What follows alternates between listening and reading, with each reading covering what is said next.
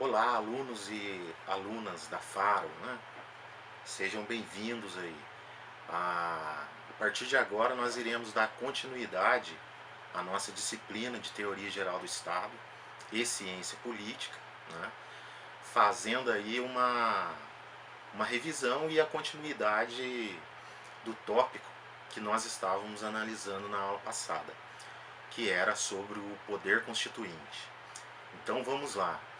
No primeiro tópico, nós iremos abordar o conceito e a titularidade do poder constituinte. Então, ficou bem claro na nossa última aula que o poder constituinte é uma função, né, do exercício da soberania. Né? Soberania que nós já vimos não encontra nenhum outro poder de mesma dimensão dentro do nosso território nacional. Né? A soberania seria o poder máximo. E o exercício do poder constituinte é uma das funções da soberania. Né? Então, o poder constituinte, na verdade, ele é o poder de constituir, reconstituir ou mesmo reformular uma ordem jurídica vigente. Né? Dizendo de outro modo, seria uma maneira de se constituir uma nova Constituição, reconstituir essa nova Constituição ou mesmo reformulá-la. Então nós vamos ver os vários tipos e as formas com que isso ocorre. Uma coisa que não pode ser confundida nesse primeiro tópico é a titularidade do exercício do poder constituinte, né? A titularidade como exercício do poder constituinte. Conforme dispõe a Constituição Federal, a titularidade pertence ao povo, né? E o exercício, a Constituição também já estabelece, né? No caso do modelo adotado pelo Brasil, através de nossos representantes. Muito bem. O segundo tópico que eu gostaria de conversar com vocês seria sobre o chamado hiato constitucional. O que seria o hiato constitucional? Seria aí um choque, né? Uma colisão entre a constituição política, né, vigente e a realidade social. Né? As necessidades do povo, nesse caso, né, elas não são mais atendidas por essa constituição política vigente. E nesse caso, a gente teria o chamado hiato constitucional, termo que foi criado pelo professor Ivo Dantas quando da sua defesa de dissertação de mestrado. Tá? E o hiato constitucional, ele acarreta, vamos dizer assim, algumas consequências. Tá? Então, uma delas é a convocação de Assembleia Nacional Constituinte, né? Visando a elaboração de uma nova ordem jurídica, né, a ser estabelecida. Um outro fator seria a chamada mutação constitucional. O que seria mutação constitucional?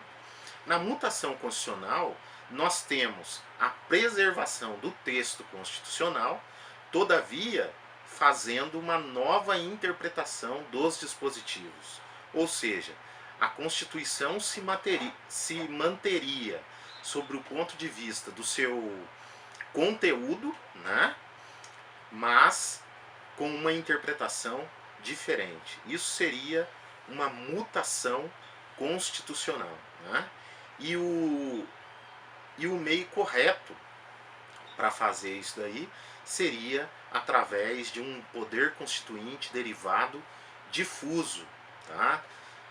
O meio correto para fazer, repito, essa mutação constitucional seria um poder constituinte derivado difuso.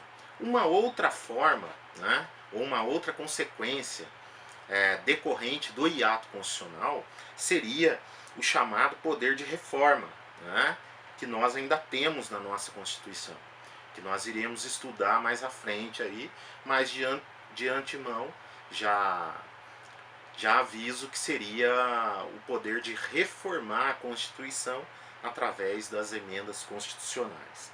E por último, né, consequência desse ato constitucional seria o chamado e ato autoritário, né, em que, diante do choque entre a Constituição política vigente e a realidade social, um novo dispositivo acabaria sendo imposto, né, através de uma outorga, e assim a sociedade estaria tolhida, né, de seus direitos por conta dessa forma outorgada de impor determinado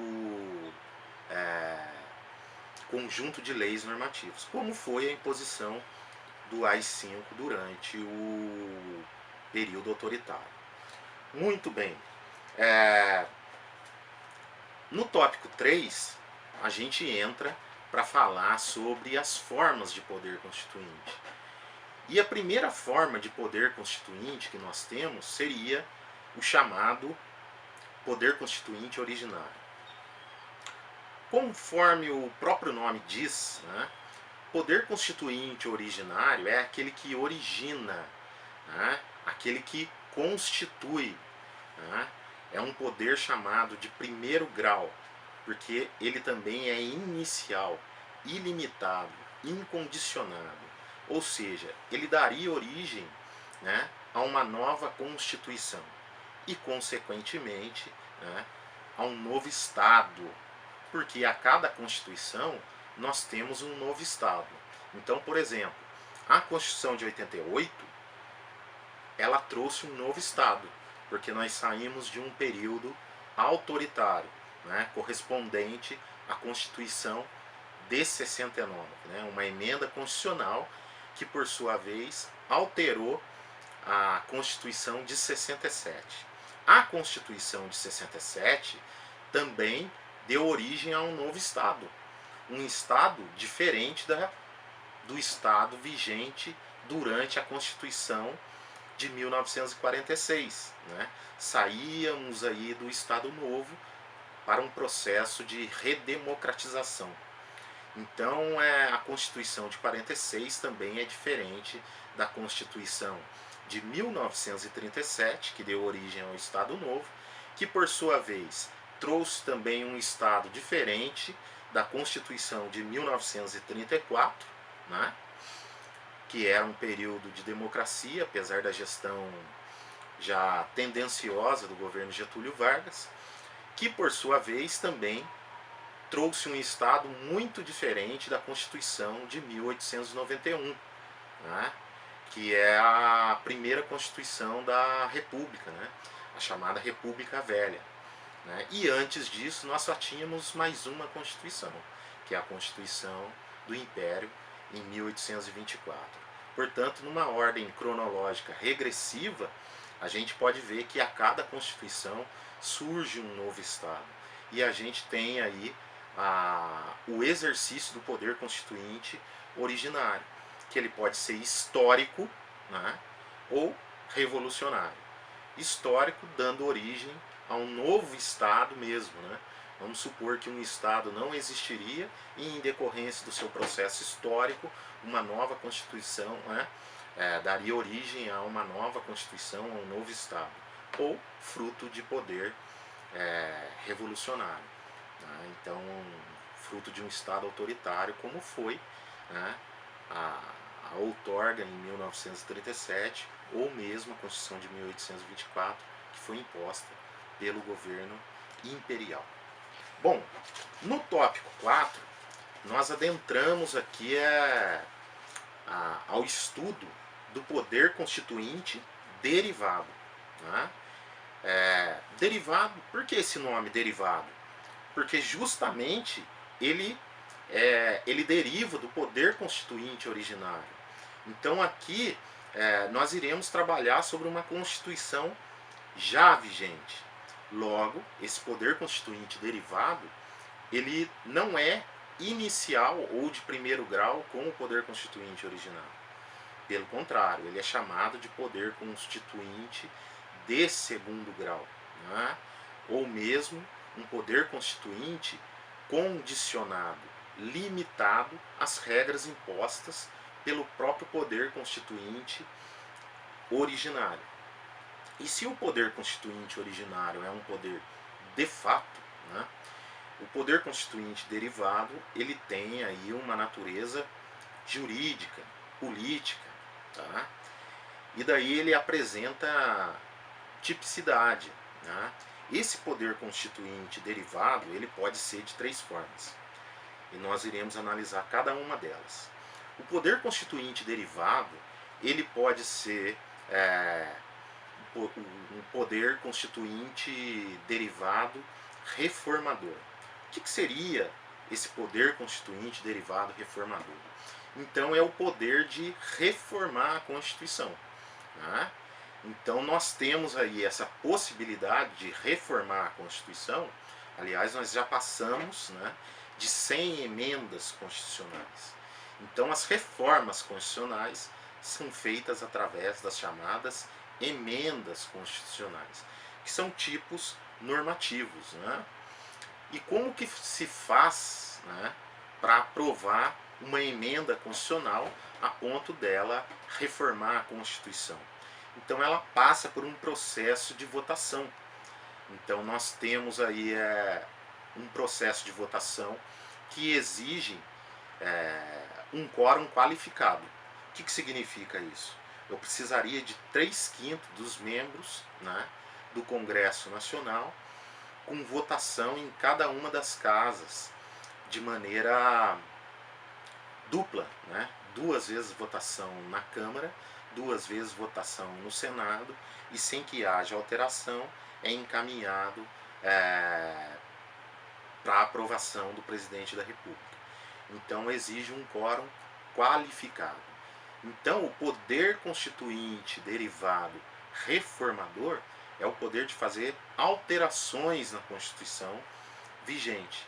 E isso só é possível, né, através das chamadas emendas constitucionais. Uma outra coisa importante a ser dita, né, além dos 2 turnos de votação, é que nem tudo pode ser objeto de emenda constitucional. Então, por exemplo, você não pode discutir no Congresso uma proposta de emenda à Constituição tendente a abolir o Estado Federativo Brasileiro, né? Porque o Estado Federativo Brasileiro ele é formado pela união indissolúvel da união dos estados e dos municípios, né? Então, assim, do Distrito Federal. Então, assim, nós estaríamos diante de uma cláusula pétrea, né? Abolir, por exemplo, direitos fundamentais. Conforme eu já disse para vocês em aula, os direitos fundamentais não podem sofrer retrocesso, né? Eles não podem retroagir. Você pode criar leis no sentido de aumentar esses direitos, mas jamais fazê-los com que haja uma diminuição desses direitos, tá? Então, além desses detalhes, um último ponto a ser destacado em relação a esse poder constituinte de reforma é que ele não pode ser utilizado em períodos de estado de sítio, estado de defesa ou mesmo diante de intervenções federais, tá? Então esse poder constituinte de reformar a Constituição, né, através de emendas, não pode ser feito diante desses institutos: estado de defesa, estado de sítio e intervenção federal. Muito bem. Ainda dentro desse tópico 4, né, um outro poder constituinte importante seria o chamado poder constituinte derivado revisor. Poder constituinte derivado revisor. O que esse poder constituinte derivado revisor estabelece? Bom, de acordo com o artigo 3º do Ato das Disposições Constitucionais Transitórias, o poder constituinte derivado revisor, ele permite que a Constituição sofra uma revisão. Só que essa revisão, ela poderia ser feita após 5 anos da promulgação da Constituição de 88. Ou seja, 5 anos depois de aprovado a atual Constituição, esse poder constituinte derivado revisor poderia ser colocado em prática, né? E esse poder constituinte derivado revisor só poderia ser colocado em prática uma única vez. Infelizmente, né, ele já foi colocado em prática, né? Logo depois de completar 5 anos da promulgação da nossa atual Constituição, esse poder constituinte derivado revisor foi utilizado, né? Poderia ser utilizado neste momento, né, em que nós já temos uma noção das falhas constitucionais ou mesmo lacunas, né, o que precisaria ser melhorado, mas infelizmente ele já foi utilizado, né, num momento em que a Constituição ou a sua interpretação ainda não estava madura, né, vamos dizer assim. Então nós perdemos uma das formas do poder constituinte derivado, que seria o revisor. Tá? Então esse poder constituinte derivado revisor, ele não pode mais ser utilizado. Uma última modalidade de poder constituinte derivado seria o chamado poder constituinte derivado decorrente, que ele tem como objetivo estruturar as constituições dos Estados-membros. Tá? Então, ele permite que os Estados-membros elaborem a sua Constituição ou mesmo que ela seja reformulada. Então, é possível falar num poder constituinte derivado decorrente inicial, tá? Que vai criar pela primeira vez uma Constituição do Estado, ou mesmo num poder constituinte derivado de reforma, em que ele vai alterar a Constituição do Estado. Lembrando que o poder constituinte derivado decorrente, né, feito pelos Estados-membros, eles devem ter como referência a Constituição Federal, para que não haja recurso contestando a legitimidade ou mesmo a ilegalidade de uma norma estadual diante do que estabelece a Constituição Federal. Tá?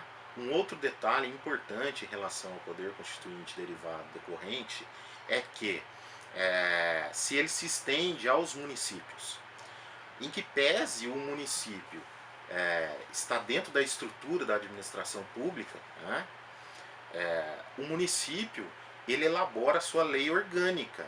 Ele não goza do poder constituinte derivado decorrente. Ele elabora a sua lei orgânica e tem como referência, nesse caso, não só a Constituição Federal, mas também a Constituição do Estado. Então ele tem um compromisso duplo, uma responsabilidade dupla, que ele tem que respeitar a Constituição estadual e também a Constituição Federal, mas ele não goza do poder constituinte derivado decorrente. Por quê? Porque em caso de município o que a gente tem é a lei orgânica do município. Um último tópico, né, que eu gostaria de conversar com vocês para que a gente encerrasse esse assunto do poder constituinte, está relacionado à nova Constituição que seria criada, seja ela decorrente do poder constituinte ou mesmo de alterações feitas pelo poder constituinte derivado decorrente ou revisional ou reformador, que é o seguinte: são consequências entre essa nova Constituição, né, que, como eu já disse, estabelece um novo Estado, né, ao mesmo tempo que você cria uma nova Constituição, você cria um novo Estado, mas como que ficaria a ordem jurídica anterior? Né? Então, raciocine da seguinte forma: nós estamos diante de uma nova Constituição, né, e eu tenho em mãos uma ordem jurídica anterior, que estava em vigor. Então aí nós temos que pensar em 3 institutos. O Instituto da Recepção, o Instituto da Repristinação e o Instituto da Desconstitucionalização.